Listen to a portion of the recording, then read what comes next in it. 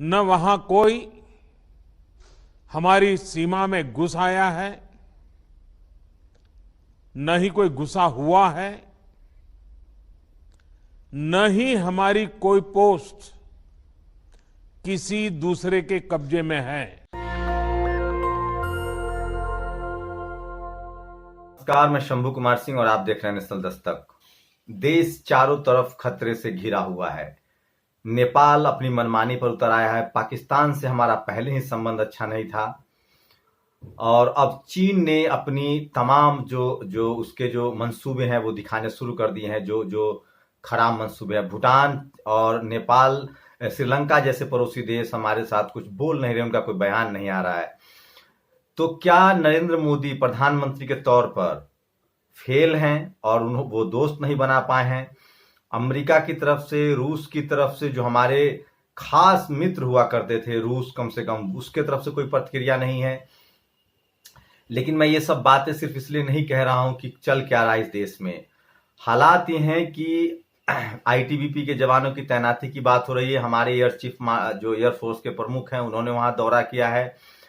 चीन ने media reports के मुताबिक ही वहां अपनी आवाजाही बढ़ा दी है जिस तरह से। लेकिन सबसे बड़ी बात है कि जिस तरह से भारत के प्रधानमंत्री के बयान का इस्तेमाल चीन के लोग कर रहे हैं, चीनी मीडिया में जिस तरह से दिखाया जा रहा है, ये बयान देखिए किस तरह से इस बयान को, जो उन्होंने कहा था कि न कोई घुसपैठ हुई है और न हमारा कोई बंकर पर कब्जा हुआ है, उसके बाद से चीन इसी को हथियार बना के पूरी दुनिया में अपना प्रोपेगेंडा फैला रहा है। न वहां कोई हमारी सीमा में घुस आया है,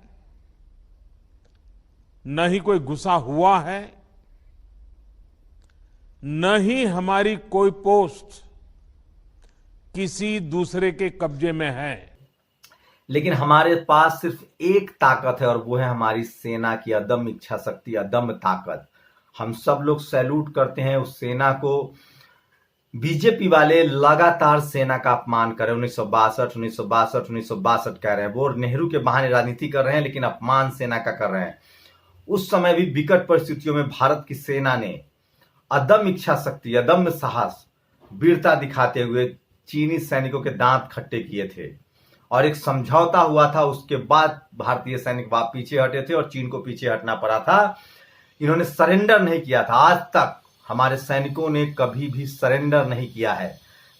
पाकिस्तान ने सरेंडर किया है, चीन से समझौते के बाद युद्ध खत्म हुआ था, लेकिन नेहरू के बहाने भारतीय सेनाओं का अपमान किया जा रहा है। खासकर कौन भूलेगा हिल रेजिमेंट के वो जवानों को, जो 200 से 300 लोग थे, कड़कड़ाती ठंड में जिनके शरीर पर कोई कपड़ा तक नहीं था और भूखे प्यासे थे, और उन्होंने हजारों चीनी सैनिकों की हत्या की थी और मारा था। लेकिन आज ये बार बार नेहरू का अपमान नहीं हो रहा है, ये भारतीय चीनी सैनिक का अपमान हो रहा है। एक बात बताऊं, ये जब से आए हैं सत्ता में, नेहरू इनका पीछा नहीं छोड़ रहा है। नेहरू की एक बड़ी चूक थी, प्रधानमंत्री के तौर पे वो असफल थे, और प्रधानमंत्री मोदी जिस तरह से बयानबाजी कर रहे हैं, जिस तरह से उन्होंने सरेंडर किया है, कहीं ऐसा ना हो कि नेहरू से भी बड़ा दाग इन पर लग जाए। लेकिन मैं चाहता हूं कि ऐसा ना हो। हम लोग इस देश के प्रधानमंत्री के साथ हैं, सेना इस देश के साथ है, देश के साथ, देशवासी सेना के साथ है, और हमें अपने सेना पर भरोसा है, तमाम संसाधन न होने के बाद भी। लेकिन मैं सवाल उठाना चाहता हूं, आज सूर्यग्रहण के बहाने जिस तरह से देश की टेलीविजन अखबार ने आडंबर रचा है, जिस तरह की खबरें चलाई जा रही है, सूर्यग्रहण से चीन का नाश होगा, ये होगा, वो होगा। सोचिए, वही लोग हैं जब विदेशी लुटेरा सोमनाथ लूटने आया था, तब भी इन्होंने इसी तरह के कर्मकांड किए थे। इस देश में जाति इसलिए इन्होंने बनाई है, इस देश में कर्मकांड भी इन्होंने इसलिए बनाया है। कोरोना जैसे को ये भगवान बना देते हैं। सोचिए, आज बात विज्ञान की होनी चाहिए थी, आज बात सामरिक शक्ति की होनी चाहिए थी, आज भी बात होनी चाहिए थी कि हमारे पास कितनी टेक्नोलॉजी है, कितना विज्ञान है। चीन आज क्यों है कि भर रहा है? क्योंकि उसने साइंस पर काम किया है, उसने विमान बनाया, उसने हथियार बनाए हैं, उसने लैपटॉप बनाया, उसने मोबाइल बनाया, वो छोटा छोटा पार्टिकल्स बनाता है, वो धार्मिक कर्मकांड में नहीं फंसता। लेकिन आज हमारी देश की मीडिया ये सिर्फ और सिर्फ दिन रात आपको सूर्यग्रहण, चंद्रग्रहण, एक खगोलीय घटना को इस तरह से दिखाते हैं, और कहीं ना कहीं ये कोशिश है कि जो प्रधानमंत्री मोदी की जवाबदेही तय हो रही है सिर्फ प्रधानमंत्री मोदी के चेहरे को बचाने के लिए, और ये पार्टी बीजेपी आरएसएस, इनके लिए देश से बड़ा बीजेपी आरएसएस है। वो श्वेता सिंह का वीडियो आप लोगों ने देखा होगा, जो वही श्वेता सिंह है जो नैनो चिप खोज रही थी 2000 के नोट में। अब वो कह रही कि सेना की गलती हुई है। आप समझिए किस तरह से प्रधानमंत्री नरेंद्र मोदी को अब भी मौका है, वो मोदी नेहरू की लिस्ट में नाम न लिखाएं और तटस्थता से जवाब दें। और भारत की सेना पर इस देश को भरोसा है, हम सबको भरोसा है, और हमें अपनी सीमा बचाने के लिए हम सबको जाना पड़ेगा सीमा पर। तो हम जाएंगे, हम चाहे वो नेपाल हो, चाहे वो पाकिस्तान हो, चाहे वो चीन हो, हम घुटने टेकने वाले लोग नहीं है, हम भारतीय हैं। और ये संविधान हमें वो मजबूत राष्ट्र की परिकल्पना से अभिभूत करता है। मैं इसलिए कहता हूं, इस देश के जातिवादी मनुवादी लोगों को, देश को जातियों में मजहबों में बांट रखा है, वो संविधान ही है हमारी ताकत, जो हमें एकजुट करती है, एक धागे में बांधती है, उत्तर से लेकर पूर्व तक, दक्षिण से लेकर पश्चिम तक। आप क्या करते हैं, हमें बांट देते हैं जाति में, मजहब में, लेकिन संविधान हमें एक देश के तौर पे हमें अपनाता है। हम संविधान में बंधे हुए लोग हैं और हमारी सेना संविधान में बंधे हुए लोग हैं। किसी भी कीमत पर 1 इंच जमीन भी हमें छोड़ने की जरूरत नहीं है। लेकिन ये जो घर के जो भेदी हैं, जो ये जो माफ कीजिएगा अविश्वास फैलाते हैं, ये जो विज्ञान को माथा चूर करते हैं। आज सोचिए हमारे पास अगर विज्ञान की तरक्की होती 70 सालों में, ये बताए प्रधानमंत्री की पिछले 6 सालों में इन्होंने कितना कॉलेज यूनिवर्सिटी रिसर्च बनाया है, कितने दवाई की फैक्ट्रियां डाली है, कितने रिसर्च हुए हैं, कितनी एनिमेशन की फैक्ट्रियां डाली है, कितने नए टेक्नोलॉजी पर। हम आज भी जहाज नहीं बना पा रहे हैं, हम आज भी मिसाइल नहीं बना पा रहे हैं, आज भी हम दूसरे देशों के सहारे बैठे हुए हैं। इस पर क्यों काम नहीं हुआ? क्या हमारी आबादी चीन से कम थी? क्या हमारे पास भूभाग कम था? हमारे पास सिर्फ जाति की वजह से कॉलेज में, यूनिवर्सिटी में, ब्यूरोक्रेसी में, मीडिया में, इन तमाम जगहों पर तमाम किसान जाति के लोगों को, Jat, Gurjar, Patel, SC, ST, OBC को पढ़ने लिखने से वंचित रखा गया। ये अपनी हायरार्की के लिए, ये अपनी सुपरमेसी के लिए, ये अपनी श्रेष्ठता बनाए के लिए किसी को जाने नहीं देते हैं। डॉक्टर कर्मकांड में रहता है, इंजीनियर कर्मकांड में रहता है। सोचिए हमारे रक्षा मंत्री खरीदते हैं जाके रफाल और नींबू लटका देते हैं, जहाज खरीद के लाते हैं, कर्मकांड करते हैं। जहाज बनेगा कैसे, इस पर बात नहीं होती है। और सबसे बड़ी बात है कि बाबा साहब ने इसके भांप लिया था और इसलिए उन्होंने संविधान में चर्चा की है कि संविधान में आपको कर्मकांड के लिए जगह नहीं है। वैज्ञानिक टेम्परामेंट, साइंटिफिक टेम्परामेंट के हिसाब से आपको काम करना पड़ेगा। आज देखा आपने, देश चारों तरफ से मुश्किल में घिरा हुआ है, दुश्मन हम पर घात लगाए बैठा है। हमारे पड़ोसी राष्ट्र नेपाल को भड़काया गया है, चीन उसको सह दे रहा है, लेकिन हमारी सेना एक साथ इन सब के दांत खट्टे कर सकती है। लेकिन जरूरत है सरकार सही फैसला ले।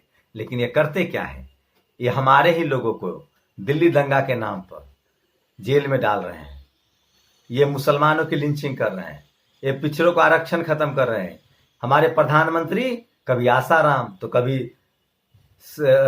रविशंकर, तो न जाने कैसे कैसे कर्मकांडियों से मिलते हैं, आरक्षण विरोधियों से मिलते हैं। आज समय था हमारे देश के जो जवान हैं, जो हमारे सेना हैं, जो हमारे विज्ञान के लोग हैं, उनसे बात की जाए। हम कमजोर लोग नहीं हैं। इस देश में करोड़ों बहुजन समाज के युवा तैयार हैं बॉर्डर पर जाने के लिए और जान देने के लिए। भीम आर्मी ने तो अनाउंस किया है, आप दीजिए मौका। मैं फिर कह रहा हूं कि आपको लगातार बहकाया जा रहा है और इस तरह से कमजोर, और ये चाहते हैं कि समर्पण करके बच जाएंगे। दुनिया में सारे युद्ध संधि के बाद ही हुए हैं। अगर आप अपमानजनक समझौता करते हैं तो दुश्मन आप पर हमला करेगा। इसलिए लिखते हैं सूरज कुमार बौद्ध, हमारे पास 2 विकल्प है, दास्ता या मौत। दास्ता की जिंदगी कबूलने से अच्छा है लड़ते लड़ते शहीद हो जाना। आने वाली पीढ़ी आप पर गर्व करेगी, उस आपके नाम का जयकारा लगाएगी और आपके विचारों को हथियार बनाकर दुश्मन से जंग लड़ेगी। ये हम बहुजनों ने भी जातिवाद के खिलाफ लड़ाई में कहीं ना कहीं डरे हुए हैं और डरे रहते हैं जेल जाने से, मरने से। इसलिए ये जातिवादी लोग हम पर हावी होते हैं। ठीक चाइना इसी तरह से कर रहा है। इसलिए हमें डरने की जरूरत नहीं है, हमें लड़ने की जरूरत है और हमारे देश के सिपाही लड़ेंगे। और ये देखिए, ये सब लोग शेयर कर रहे हैं, कोरोना नाशक, चीन विनाशक, सूर्य ग्रहण, ये TV9 है। बताइए शर्म नहीं आती इन लोग को। ये सूर्य ग्रहण से कोरोना को भी हराएंगे और चीन को भी हराएंगे, इन्होंने किया है। ऐसे ऐसे लोग हैं हमारे देश में, सब याद रखा जाएगा। रविशंकर से मिलते हैं प्रधानमंत्री जो आरक्षण विरोधी है। कन्हैया ने ठीक कहा है कि ये बाहर से हारते हैं और घर के लोगों पर हमला करते हैं, छात्रों पर। ये कन्हैया ने कहा है। बिहार में कहावत है, घर हरावन बाहर जितावन। साहब भी ऐसा करें, अपने देश के विद्यार्थी, पत्रकारों, विपक्षियों और सामाजिक कार्यकर्ताओं को आंख दिखाते हैं, जेल में डालते हैं और चीन अमेरिका के सामने दुम दबा लेते हैं। आज दुनिया का कोई देश हमारे साथ खड़ा नहीं है। 60 देशों का इन्होंने दौरा किया, क्या निकला? अपने से सवाल पूछना पड़ेगा। सूर्यग्रहण छोड़ो, अब बताओ सीमा पर अतिक्रमण कब हटेगा? तो ये देखिए कि मैं चीन के साथ मिलकर के मेरे गुजरात में स्पोर्ट्स को और डेवलप करने के लिए काम करना चाहता हूं। मुझे चीन की मदद चाहिए। ये एक वीडियो वायरल हो रहा है मोदी जी का। ये सोचिए, ये चीन से इतना इनको प्रेम है जिसकी सीमा नहीं है।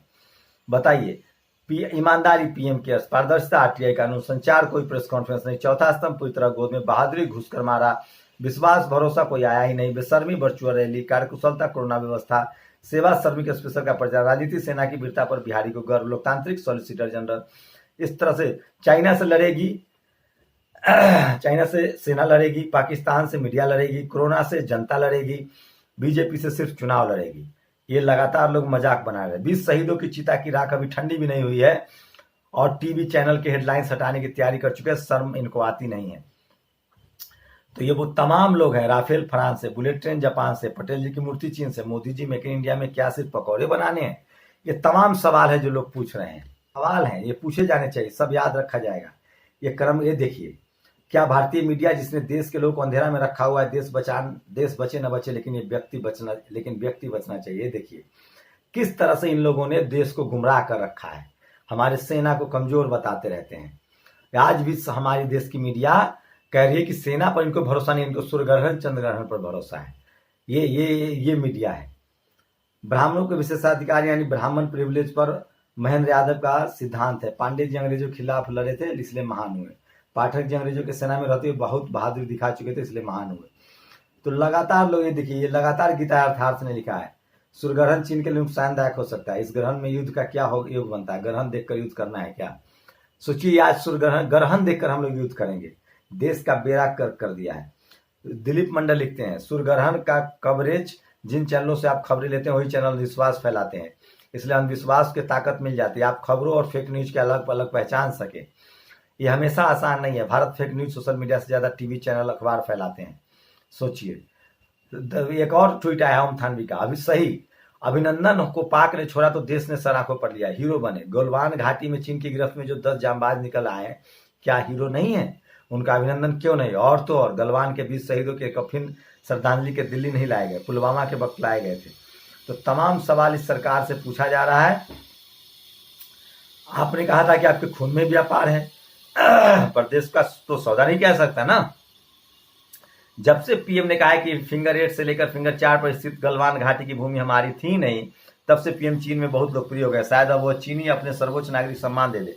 ये वीडियो लगातार वायरल हो रहा है। सोचिए, सुब्रमण्यम स्वामी ने कहा है कि गलवान छोड़ दीजिए, फिंगरप्रिंट छोड़ दीजिए, प्योंगयांग, डोकलाम में भी घुस गया है चीनी। ये मैं नहीं कह रहा हूं, ये कहा है।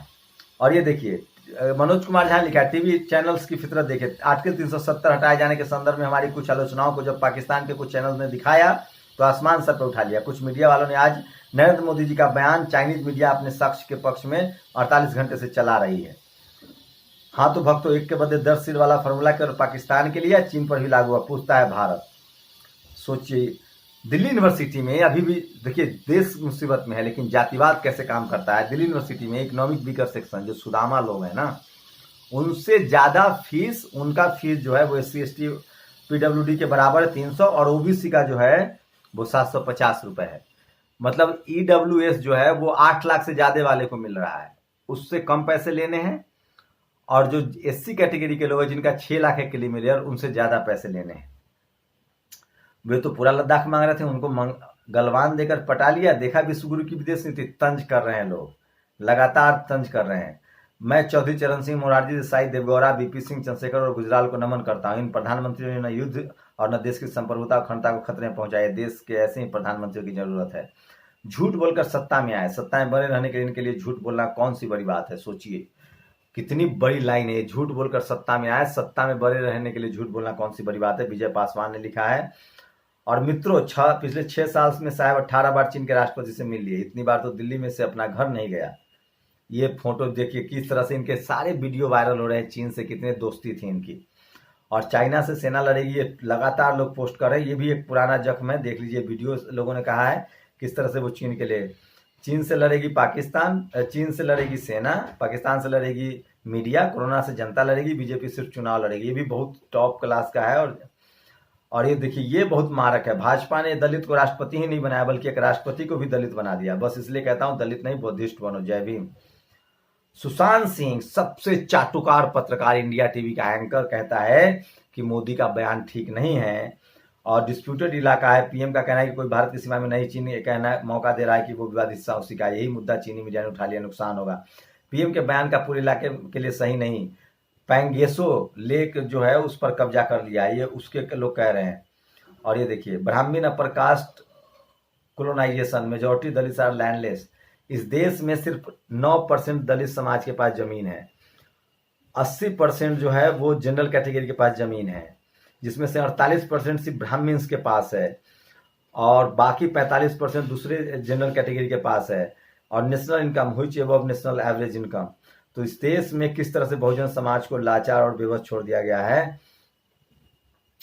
और ये एक वायरल हो रही है, सुना था एक फौजी लेफ्टिनेंट कर्नल अनिल दुहाउन ने इसको, जो रिटायर हैं, लिखा है। सुना था बहुत था टुकड़े टुकड़े गैंग के बारे में आज तस्वीरें सामने आ गई, जिसमें 6 तस्वीरें शेयर की है। नरेंद्र मोदी, अमित शाह, राजनाथ सिंह, एस जयशंकर, जयशंकर हैं, विदेश मंत्री डोभाल, और ये जो हमारे CDS हैं रावत साहब, उनकी तस्वीरें सीखे। और मैं नहीं कह रहा हूँ भैया, ये सेना के जवान कह रहे हैं, हम पर FIR मत कीजिएगा, इनको जवाब दीजिए। तो बिहार चुनाव को लेकर लोग हो रहा है और एक वीडियो लगातार से शेयर हो रहा है और अच्छी खासी संख्या में चीन के लोग भी आ गए हैं। न वहां कोई हमारी सीमा में घुस आया है, न ही कोई घुसा हुआ है, न ही हमारी कोई पोस्ट किसी दूसरे के कब्जे में है। जिसमें रितेश पांडे, जो कि BSP के सांसद, उन्होंने शेयर किया कि रक्षा मंत्री का 2 जून का दावा या प्रधानमंत्री का 19 जून का दावा, भारत और चीन की सीमा पर बढ़ते तनाव का सच क्या है। तो ये वो तमाम खबरें थी जो मैंने आपको दिखाई। और इसलिए मैं कहता हूं, देश खतरे में है, लेकिन इस देश के सेना पर हमें भरोसा है। हम सब सेना के साथ हैं। सरकार आती जाती रहेंगी, देश बचेगा तभी हम बचेंगे। और हम किसी के सामने घुटने टेकने वाले लोग से नहीं हैं। ये जरूर है कि इनका यही रवैया रहा तो ये नेहरू से भी शर्मनाक स्थिति में पहुंचेंगे। हमारे जवान पहले भी लड़े थे और अब भी लड़ेंगे, वो आत्मसमर्पण नहीं करेंगे। आप लोग की क्या प्रतिक्रिया, अपनी प्रतिक्रिया जरूर दीजिए। शुक्रिया। नेशनल दस्तक की आपसे गुजारिश है कि अगर इसको बचाना चाहते हैं तो नेशनल दस्तक को सब्सक्राइब करने के लिए रेड कलर के सब्सक्राइब बटन को दबाएं, फिर बेल आइकन की घंटी दबाएं। नेशनल दस्तक को बचाने के लिए बहुत जरूरी है कि हर खबर को शेयर करें, लाइक करें, कमेंट जरूर करें।